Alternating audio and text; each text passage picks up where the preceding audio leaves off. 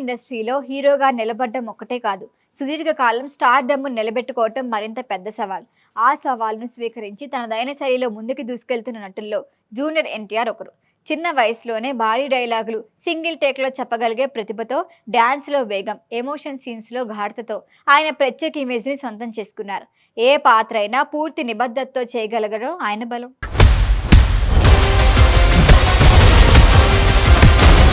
ప్రస్తుతం ఆయన pan India మార్కెట్పై దృష్టి పెట్టాడు. దేవర సినిమాతో దేశవ్యాప్తంగా 500 కోట్లు కలెక్షన్లు సాధించినప్పటికీ 300 కోట్ల భారీ బడ్జెట్ నేపథ్యంలో అది అంచనాలను పూర్తిగా అందుకోలేదనే అభిప్రాయం వ్యక్తమైంది.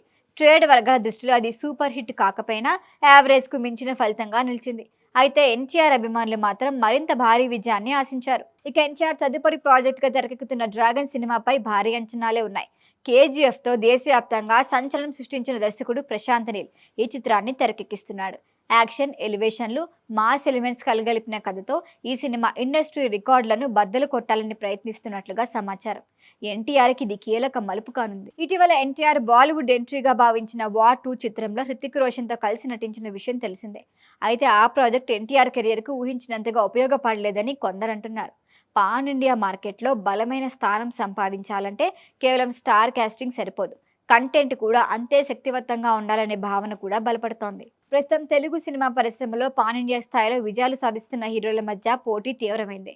అలాంటి సమయంలో ఎన్టీఆర్కు ప్రతి నిర్ణయం కీలకమే. కథలో ఎంపికలో జాగ్రత్త, దర్శకుల ఎంపికలో స్పష్టత, మార్కెటింగ్లో కొత్త వ్యూహాలు అనుసరిస్తేనే ఆయన స్థాయి మరింత ఎత్తుకి తీసుకెళ్లగలదు. ఇక డ్రాగన్ సినిమా ఇండస్ట్రీ హిట్గా నిలిస్తే ఎన్టీఆర్ పాన్ ఇండియా మార్కెట్లో తన స్థానం పటిష్టం చేసుకుంటారు. లేకపోతే పోటీ మధ్య ఎన్టీఆర్ వెనుకబడే ప్రమాదం కూడా ఉందని అభిప్రాయాలు వినిపిస్తున్నాయి.